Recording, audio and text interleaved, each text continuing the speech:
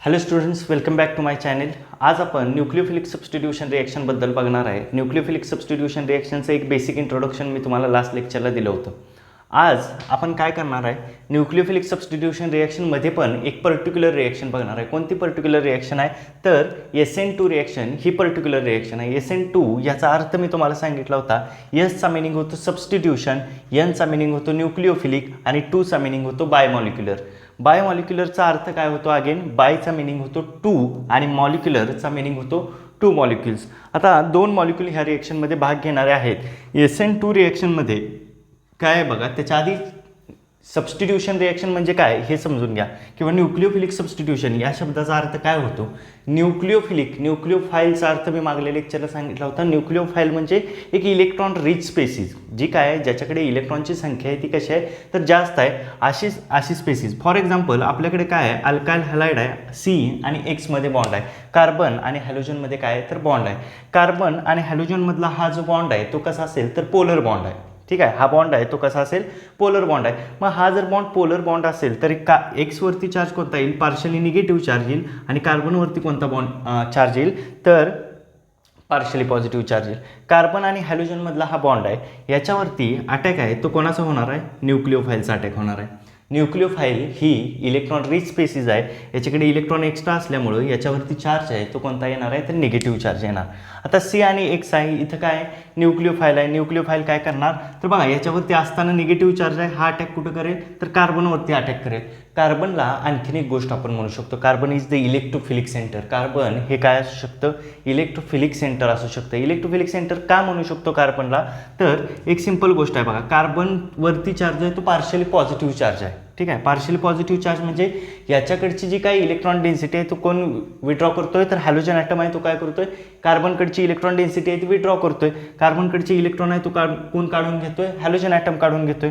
मग त्याला इलेक्ट्रॉनची कमतरता आहे ना, हा कार्बन आहे याच्याकडे काय तर इलेक्ट्रॉन कमी आहेत, त्याच्याकडे कोण येणार आहे न्यूक्लियोफाईल येणार आहे. न्यूक्लियोफाईल या कार्बनवरती अटॅक करेल आणि कार्बन आणि हा X मधला जो बॉन्ड आहे तो काय होईल, ब्रेक होईल. कार्बन आणि X मधला बॉन्ड ब्रेक झाल्यानंतर हॅलोजन ॲटम ह्या बॉन्डमधले दोन्हीच्या दोन्ही इलेक्ट्रॉन घेऊन काय करेल, निघून जाईल. म्हणजेच इथं काय होईल बघा, कार्बन आणि न्यूक्लियोफाईल यांच्यामध्ये नवीन बॉन्ड तयार होईल आणि इथून बाहेर काय पडलाय तर हॅलोजन ॲटम आहे तो बाहेर पडलेला आहे, हे लक्षात घ्या. ह्याला म्हणणार तुम्ही सबस्टिट्यूशन किंवा न्यूक्लियोफिलिक सबस्टिट्यूशन, ह्या गोष्टीला तुम्ही म्हणणार आहे. आता हे काय आहे बघा की SN2 रिॲक्शनमध्ये बघा सबस्टिट्यूशन, न्यूक्लियोफिलिक, बायमॉलिक्युलर काय तर 2 मॉलिक्युल ह्याच्यामध्ये काय करतायत तर भाग घेत आहेत. आता जर 2 मॉलिक्युल ह्याच्यामध्ये भाग घेत असतील, एक सिंपल गोष्ट आहे, काय होणार बघा, या रिॲक्शनचा रेट आहे तो काय तर दोघांवरती डिपेंडंट असणार. एक आहे तो हॅलोजन ॲटम आणि दुसरा आहे तो कोणता न्यूक्लियोफाईल. या दोघांच्यावरती ह्या रिॲक्शनचा रेट आहे तो काय असेल, डिपेंडंट असेल. आता ह्या दोघांच्यावरती जर हॅलोजन रिॲक्शनचा रेट आहे तो डिपेंडंट असेल तर ह्या रिॲक्शनला तुम्ही बायमॉलिक्युलर रिॲक्शन असं म्हणणार. बघा 2 गोष्टी आहेत, एक कोण आहे, हा हॅलोजन आहे, कार्बन आणि हॅलोजन बॉन्ड, आणि दुसरा कोणता आहे न्यूक्लियोफाईल आहे. या दोघांच्यावरती रिॲक्शनचा रेट डिपेंडंट आहे म्हणून बायमॉलिक्युलर रिॲक्शन. आता ह्या रिॲक्शनमध्ये एक गोष्ट, ही रिॲक्शन बघत असताना पहिल्यांदा आपण काय बघणार आहे तर ऑप्टिकली ॲक्टिव्ह सबस्टन्स काय असतो. ठीक आहे, किंवा इथं आपल्याला सबस्ट्रेट, एक सिंपल गोष्ट आहे, तुम्ही ऑर्गॅनिक रिॲक्शन मेकॅनिझम शिकताना काय शिकता तर सबस्ट्रेट आहे, देन कोण आहे रिएजंट आहे, आणि त्याच्यामधून काय होणार तर सबस्ट्रेट आणि रिएजंट असल्यामुळं काय तर सबस्ट्रेटवरती कोणाचा अटॅक होणार आहे तर रिएजंटचा अटॅक होणार आहे. इथं ह्या रिॲक्शनमध्ये CX बॉन्ड आहे तो कोणता आहे, सबस्ट्रेट आहे. देन हा कोण आहे, सबस्ट्रेट आहे. तर याच्यानंतर याच्यावरती काय तर न्यूक्लियोफाईलला तुम्ही काय म्हणणार आहे, रिएजंट म्हणणार आहे. रिएजंट हा काय करतो तर सबस्ट्रेटवरती अटॅक करतो, आणि न्यूक्लियोफाईल म्हणजेच रिएजंट आणि सबस्ट्रेट असा काय होतो, नवीन बॉन्ड तयार होतो. आता हा जो सबस्ट्रेट आहे तो सबस्ट्रेट काय असू शकतो तर ऑप्टिकली ॲक्टिव्ह पण असू शकतो. हा सबस्ट्रेट काय असू शकतो, ऑप्टिकली ॲक्टिव्ह. आता ऑप्टिकली ॲक्टिव्ह या गोष्टीला तुम्ही काय म्हणणार आहे हे लक्षात घ्या. ऑप्टिकली ॲक्टिव्ह म्हणजे काय तर हा प्लेन पोलराइज्ड लाईटला काय करू शकतो, रोटेट करू शकतो. हा एक असा सबस्टन्स आहे जो काय करू शकतो, प्लेन पोलराइज्ड लाईटला रोटेट करू शकतो. काय करू शकतो, प्लेन पोलराइज्ड लाईट, मी PPL असं लिहितो, प्लेन पोलराइज्ड लाईटला रोटेट करू शकतो. प्लेन पोलराइज्ड लाईट म्हणजे काय तर बघा, ही लाईट आहे, ठीक आहे, ही डायरेक्शन आहे, एकाच डायरेक्शनने ट्रॅव्हल करणारी लाईट. ठीक आहे, याला तुम्ही प्लेन पोलराइज्ड लाईट म्हटलं. ज्यावेळी ही सोल्युशनमधून तुम्ही पास करणार त्यावेळी समजा हे सोल्युशन आहे, ठीक आहे, याच्यातून तुम्ही ह्या लाईटला पास केलं तर ही लाईट आहे ती कोणत्या तरी एका बाजूला काय करेल, रोटेट करेल. कोणत्या तरी एका बाजूला रोटेट करेल. म्हणजे काय, राईट हँड साईडला रोटेट करेल किंवा काय होईल तर लेफ्ट हँड साईडला रोटेट करेल. याला तुम्ही काय म्हणणार आहे तर प्लेन ऑप्टिकली ॲक्टिव्ह कंपाऊंड असं म्हणणार आहे की जे कंपाऊंड काय करते प्लेन पोलराइज्ड लाईटला रोटेट करतं त्याला तुम्ही काय म्हणणार ऑप्टिकली ॲक्टिव्ह कंपाऊंड. आता ऑप्टिकली ॲक्टिव्ह कंपाऊंड आपण ह्या रिएक्शनमध्ये घेणार का, घेतलं तरी चालेल नाही घेतलं तरी चालेल. पण जर कंपाऊंड ऑप्टिकली ॲक्टिव्ह असेल तर तुम्हाला इन्व्हर्जन ऑफ द कॉन्फिगरेशन मिळतं किंवा नॉर्मल कंपाऊंडमध्ये पण काय मिळतं तुम्हाला इन्व्हर्जन मिळतं. In case of the SN1 reaction, SN1 रिएक्शनच्या केसमध्ये रेसेमायझेशन होतं. म्हणून आपण ऑप्टिकली ॲक्टिव्ह कंपाऊंडचा सुद्धा स्टडी करणार आहे हे लक्षात घ्या. मी इथं ऑप्टिकली ॲक्टिव्ह कंपाऊंड सांगण्याचं रिझन काय तर SN1 रिएक्शन ज्यावेळी तुम्ही स्टडी कराल त्यावेळी कंपाऊंड एखादा ऑप्टिकली ॲक्टिव्ह असेल तर त्याच्यामध्ये काय होईल, म्हणून मी हे आत्ताच काय तर कन्सेप्ट क्लिअर केली की ह्या कंपाऊंड आहे तो काय असू शकतो तर ऑप्टिकली ॲक्टिव्ह पण असू शकतो. आता बघा सबस्ट्रेट आहे, रिएजंट आहे, हे झालं. आता काय बघा ह्याच्यातली ठराविक मुद्दे काय आहेत की SN2 रिएक्शन काय. पहिली गोष्ट SN2 रिएक्शनचा जो काय फुल फॉर्म आहे तो काय सबस्टिट्यूशन न्यूक्लिओफिलिक आणि कोणता आहे तर बायोमॉलिक्युलर हा फुल फॉर्म आहे. ही रिएक्शन अशा पद्धतीने होईल. बघा आता समजा मी रिएक्शन केली, कोणाच्यात केली ही रिएक्शन तर ठराविक की पॉईंट्स काय आहेत ते बघणार आहे आपण. काय आहे बघा ही रिएक्शन मी केली मिथाइल ब्रोमाइड, कोणामध्ये केलेली आहे मिथाइल ब्रोमाइड आणि हायड्रोक्साइल आयनमध्ये ही रिॲक्शन केली. कोणाच्यात केली तर मिथाइल ब्रोमाइड आणि हायड्रोक्साइल आयनमध्ये ही रिॲक्शन केलेली आहे. दुसरी गोष्ट रेट आहे रिॲक्शनचा किंवा ऑर्डर जी आहे रिॲक्शनची, ऑर्डर रिॲक्शनची आहे ती काय तर 2 सेकंड ऑर्डर रिॲक्शन आहे. याला तुम्ही कशामध्ये शिकता तर केमिकल कायनेटिक्समध्ये शिकता. ऑर्डर काय ह्या रिॲक्शनची तर 2 आहे. रेट ह्या रिॲक्शनचा डिपेंडंट आहे कोणावरती बघा, रेट आहे तो दोघांच्यावरती डिपेंडंट आहे, मिथाइल ब्रोमाइडवरती पण डिपेंडंट आहे आणि कोणावरती हायड्रोक्साइल ग्रुपवरती. Rate is dependent upon methyl bromide. Rate equation मी लिहितोय CH3Br आणि कोण आहे तर हायड्रोक्साइल आयनवरती सुद्धा काय तर हा रेट आहे तो डिपेंडंट आहे. दोन्ही गोष्टीवरती डिपेंडंट आहे. आता याची ऑर्डर बघा इथं ब्रॅकेटच्या वरती आपण ऑर्डर म्हणतो X आणि Y. केमिकल कायनेटिक्समध्ये आपण शिकलोय 1 आणि 1 या दोघांची बेरीज मिळून इथं काय होणार तर ऑर्डर आहे ती 2 होणार. हा रेट आहे. देन नेक्स्ट आहे ते काय बघा ही रिॲक्शन आहे ती काय सिंगल स्टेप मेकॅनिझम आहे.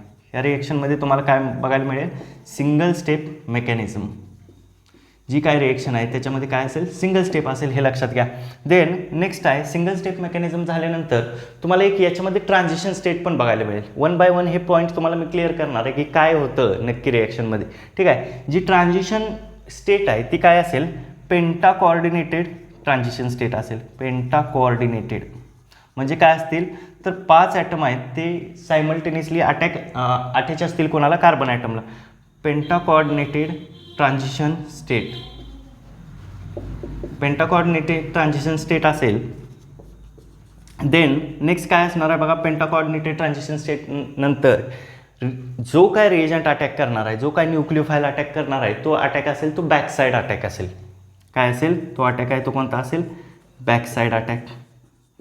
Backside attack of nucleophile. Nucleophile आहे तो काय करणार तर पाठीमागच्या बाजूकडून अटॅक करणार आहे. Backside attack of nucleophile. न्यूक्लिओफाईलचा अटॅक आहे तो पाठीमागच्या बाजूकडून होईल. आणि लास्टली तुम्हाला काय तर inversion of the compound. Compound आहे ते इन्व्हर्ट झालेलं पाहायला मिळेल. ठीक आहे, हे काय होईल compound inversion of compound. Inversion म्हणजे काय तर अपोजिट होणार. फॉर एक्झाम्पल काय तर एक अम्ब्रेला आहे, छत्री आहे, छत्री काय होते जशा प्रकारे उलटते. ठीक आहे, तशा पद्धतीचं हे कंपाऊंड आहे ते तुम्हाला बघायला मिळेल. ठीक आहे, इन्व्हर्जन ऑफ कंपाऊंड. यामध्ये कंपाऊंडचं काय होणार इन्व्हर्जन होणार आहे हे लक्षात घ्या. हे काही महत्त्वाचे मुद्दे आहेत की जे तुम्ही SN2 रिॲक्शनमध्ये शिकता. पहिली गोष्ट SN2चा अर्थ काय होतो बघा substitution nucleophilic biomolecular reaction. Methyl bromide आणि हायड्रोक्साइल आयनमध्ये रिॲक्शन होते. ऑर्डर रिॲक्शनची 2 आहे.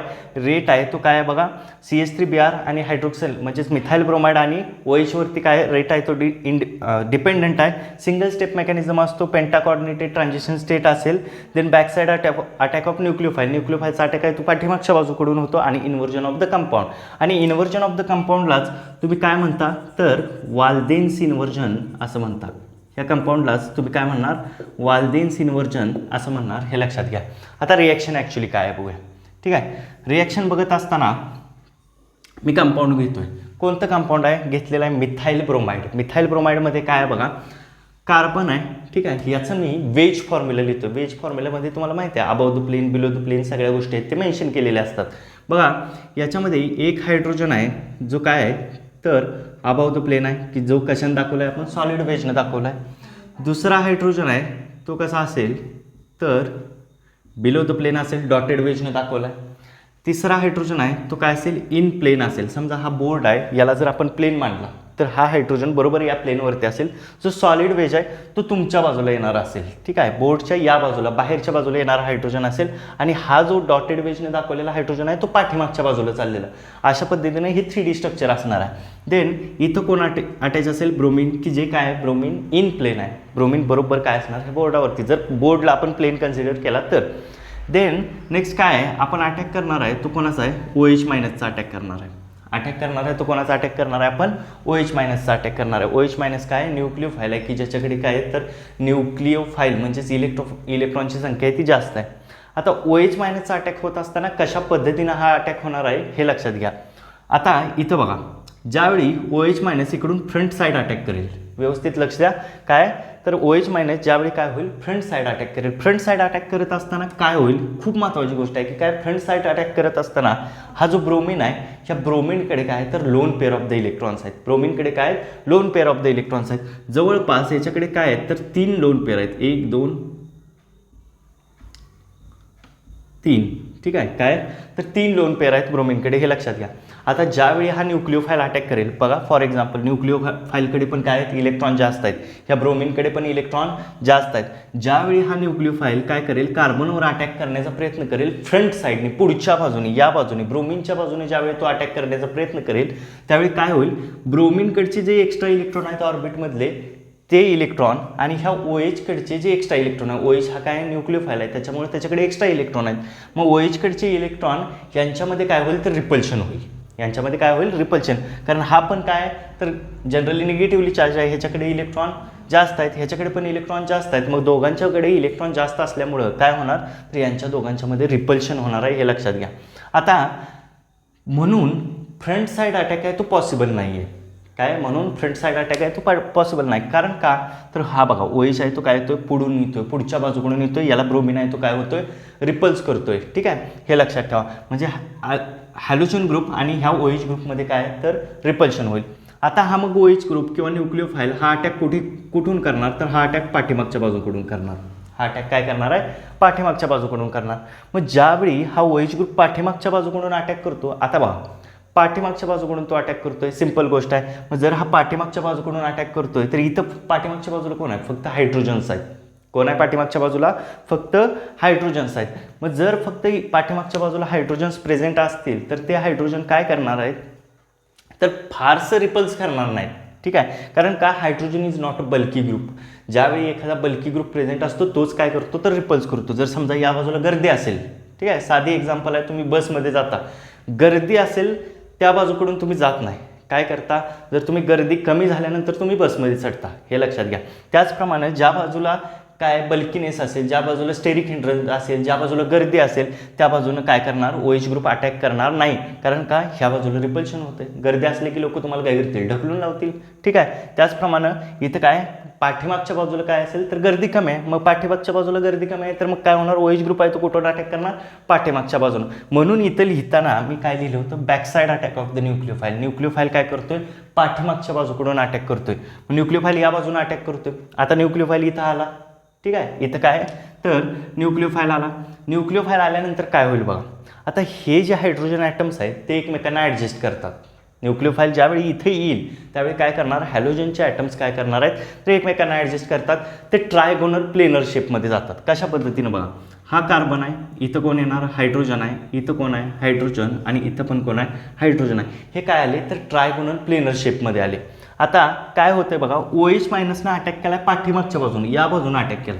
मग OH कुठं आला तर इथं OH काय करायला लागलाय बॉन्ड फॉर्म करत आहे, ठीक आहे. OH आहे तो काय करायला लागलाय बॉन्ड फॉर्म.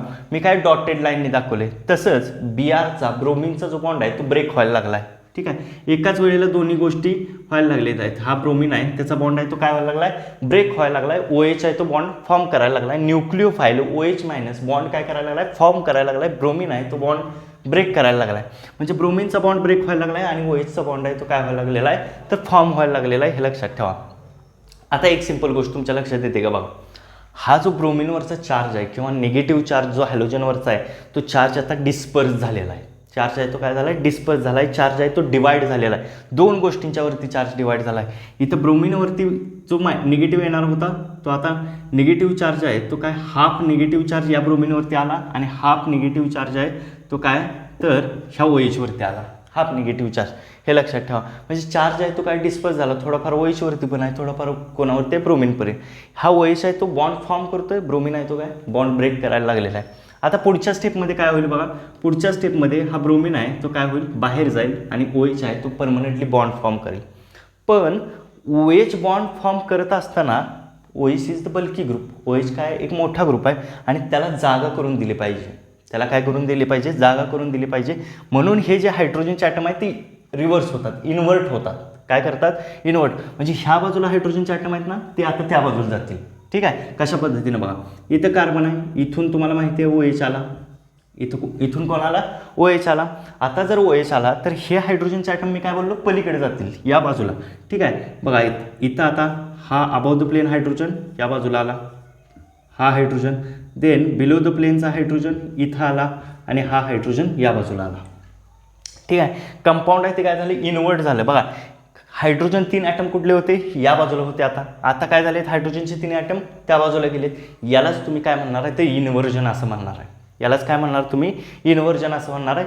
हे आहे SN2 मेकॅनिझमच्या बाबतीत. आता बघा काय असतं, मी आता याच्यातला एक एक पॉईंट व्यवस्थित सांगतोय तुम्हाला. आता हे तुम्हाला रिॲक्शन समजली. ठीक आहे, रिॲक्शनमध्ये काय काय झालं हे समजलं. मग मुद्दे ह्याला मॅच होत आहेत का, ह्या रिॲक्शनला आपण जे पहिल्यांदा लिहिलं ते हे बरोबर आहे का, इतर रिॲक्शनच्या थ्रू समजून घ्या. पहिली रिॲक्शन सबस्टिट्यूशन न्यूक्लियोफिलिक बायमॉलिक्युलर, हे माहिती आहे आपण SN2 बघतोय, बायमॉलिक्युलर रिॲक्शन आहे. ठीक आहे, देन कोण आहे, तर सिंपल गोष्ट आहे की कोणाच्यात रिॲक्शन झाली, मिथाईल ब्रोमाइडमध्ये झाली आणि हायड्रोक्सालाईन. हा मिथाईल ब्रोमाइड आणि हा कोण आहे, हायड्रोक्सालाईन. चला दोघांच्यात रिॲक्शन झालेले आहे. पुढं ह्या रिॲक्शनची ऑर्डर 2 आहे.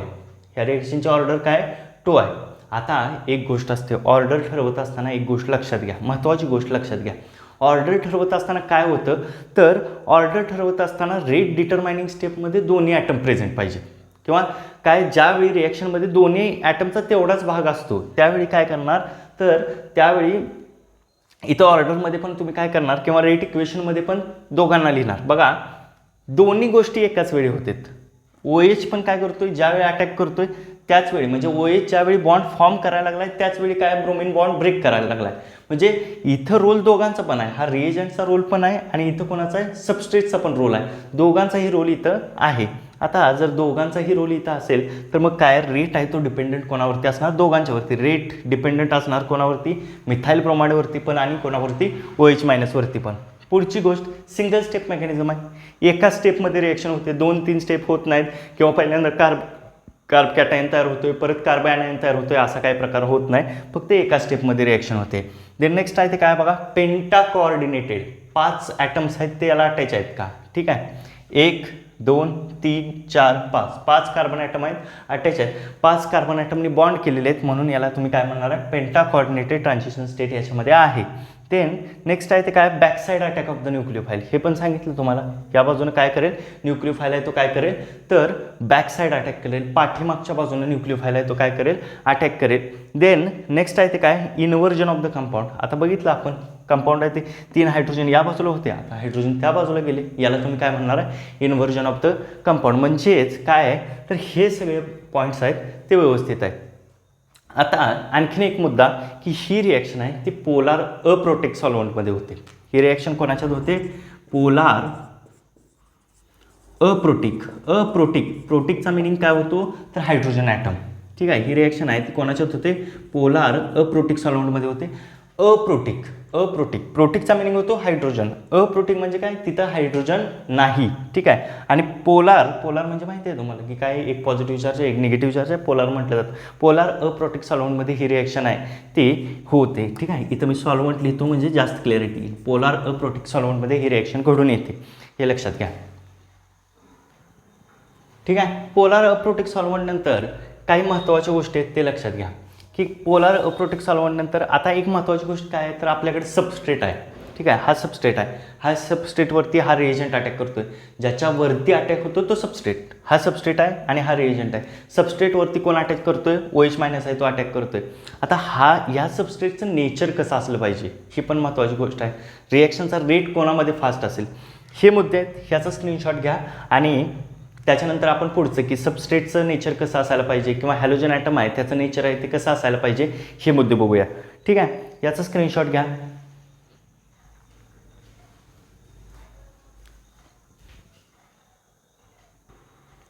आता आपण पुढं बघा, नेचर ऑफ द सबस्ट्रेट. सबस्ट्रेटचं नेचर आहे ते कशा पद्धतीचं असलं पाहिजे हे बघायचं आहे आपल्याला. Nature of the substrate, substrate कसा असला पाहिजे. इथं बघा CH3Br आहे, इथं काय प्रायमरी आहे. सबस्ट्रेट आहे तो काय प्रायमरी अल्काइल हॅलाइड आहे किंवा 0 डिग्री, सॉरी याला मी काय म्हणेन 0 डिग्री अल्काइल हॅलाइड आहे. याला पुढंच कार्बन ॲटम अटॅच नाही. बघा OH ग्रुप पाठीमागून अटॅक का करतोय ह्याचं बेस्ट रिझन म्हणजे पाठीमागच्या साईडला काय गर्दी नाही आहे, बल्की ग्रुप प्रेझेंट नाही आहे, स्टेरिक हिंड्रन्स प्रेझेंट नाही. ह्याच्या आधी मी एक गोष्ट लिहितो की काय रिॲक्शनचा रेट आहे. ठीक आहे, रिॲक्शनचा रेट आहे तो युनिव्हर्सली प्रोपोर्शनल आहे कोणाला, स्टेरिक हिंड्रन्सला. कोणाला प्रोपोर्शनल आहे, स्टेरिक हिंड्रन्सला. स्टेरिक हिंड्रन्सला रिॲक्शनचा रेट आहे तो युनिव्हर्सली प्रोपोर्शनल आहे. स्टेरिक हिंड्रन्स म्हणजे गर्दी. ठीक आहे, गर्दीला तो काय तो युनिव्हर्सली प्रोपोर्शनल आहे. ठीक आहे, गर्दी म्हणजे काय तर इथं पाठीमागच्या बाजूला जास्त ॲटम आहेत का, जर इथं पाठीमागच्या बाजूला जास्त ॲटम असतील तर OH मायनस तिथून अटॅक करेल का, नाही करणार का. बघा तर सिंपल गोष्ट आहे. आता मी काय करतो इथं ब्रोमिन घेतोय. आता इथं काय करतो मी CH3 ग्रुप घेतो. इथं कोण घेतला CH3 ग्रुप, इथं H ग्रुप. आता हा जो तुम्हाला CH3 ग्रुप दिसतोय ना हा एवढा इझिली नाही. ठीक आहे, म्हणजे एवढा तो लहान ग्रुप नाही आहे. त्याचं जर तुम्ही व्यवस्थित स्ट्रक्चर लक्षात घेतलं की काय बघा, हा जो कार्बन ॲटम आहे एक हायड्रोजन ॲटम इन प्लेन असणार, एक हायड्रोजन ॲटम काय असणार बिलो द प्लेन असणार, एक हायड्रोजन ॲटम काय असणार अबाव द प्लेन असणार. हे असं स्ट्रक्चर आहे याचं. ठीक आहे, याचं स्ट्रक्चर आहे ते काय असं आहे, असं स्ट्रक्चर आहे. मग असं स्ट्रक्चर जर असेल तर मग एक सिंपल गोष्ट मला सांगा, इथं OH मायनसचा अटॅक होतोय.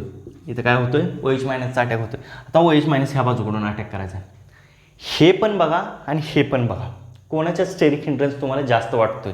ह्याच्यामध्ये स्टेरिक हिंड्रन्स जास्त आहे की ह्याच्यामध्ये स्टेरिक हिंड्रन्स जास्त आहे. ठीक आहे, स्टेरिक हिंड्रन्स कुठे जास्त आहे, गर्दी कुठे जास्त आहे, इथे जास्त आहे. मग OH मायनस इथं इझिली अटॅक करेल का, नाही करणार. रेट इथं फास्ट असेल का रिॲक्शनचा, नसणार. इथं रिॲक्शनचा रेट आहे तो फास्ट असणार. देन काय असणार, इथं रिॲक्शनचा रेट आहे तो कसा असणार त्याच्यापेक्षा कमी असणार. जर मी परत आणखीन एखादा CH3 वाढवला, समजा इथे एक आणखीन एक CH3 वाढवला.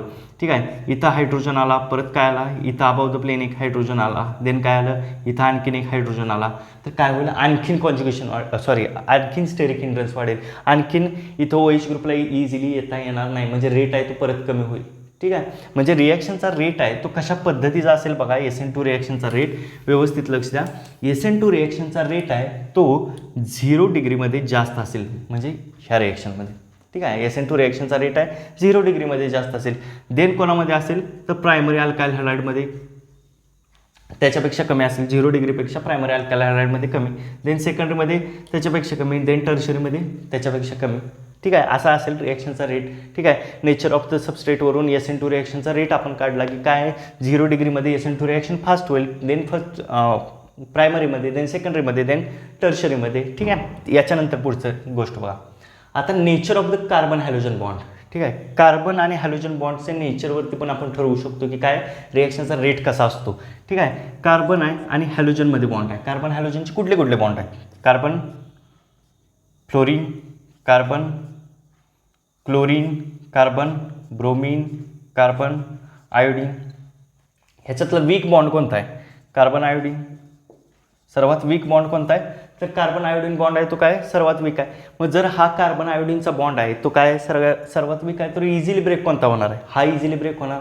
आणि जो बॉन्ड इझिली ब्रेक होणार त्याच्यामध्ये रिॲक्शनचा रेट आहे तो फास्ट असणार. हा बघा OH मायनस येणार. इझिली जर बॉन्ड हा ब्रेक होत असेल, हा बॉन्ड कार्बन आणि हॅलोजनमधला, कार्बन आणि आयोडीनमधला बॉन्ड. ठीक आहे, जर इझिली ब्रेक होत असेल तर ह्याच्यामध्ये रेट फास्ट. म्हणून काय म्हणणार तर आयोडाईडमध्ये रिॲक्शनचा रेट फास्ट असणार. त्याच्यानंतर कोणामध्ये असणार तर ब्रोमाइडमध्ये, त्याच्यानंतर कोणामध्ये असणार क्लोराईड्समध्ये, देन त्याच्यानंतर फ्लोराईड्स हायली रिॲक्टिव्ह आहेत, ह्याची रिॲक्शन फारशी आपण बघत नाही. ठीक आहे, हे असेल SN2 रिॲक्शनच्या बाबतीत. ठीक आहे. हे SN2 रिॲक्शनचे मेन मुद्दे आहेत, हे लक्षात घ्या की काय SN2 रिॲक्शन ही बोर्डाच्या दृष्टिकोनातून फार महत्त्वाची रिॲक्शन आहे. किंवा तुम्हाला जर रिॲक्शन मेकॅनिझम शिकायचं असेल किंवा रिॲक्शन्स कॅरीड आउट करायचे असतील तर हे मेकॅनिझम आहे ते खूप महत्त्वाचं आहे. SN2 रिॲक्शन बोर्डच्या एक्झाममध्ये खूप जास्त वेळा विचारली जाते आणि त्याचप्रमाणे CET नीट JEE या तिन्ही एक्झाममध्ये SN2 रिॲक्शनचं मेकॅनिझम आहे ते खूप मोठ्या पद्धतीने किंवा SN2 रिॲक्शनचे मुद्दे आहेत ते खूप मोठ्या प्रमाणात विचारले जातात. त्यामुळे ही रिॲक्शन आहे ती परफेक्टच करा. नेक्स्ट लेक्चरला आपण SN1 रिॲक्शन बघू.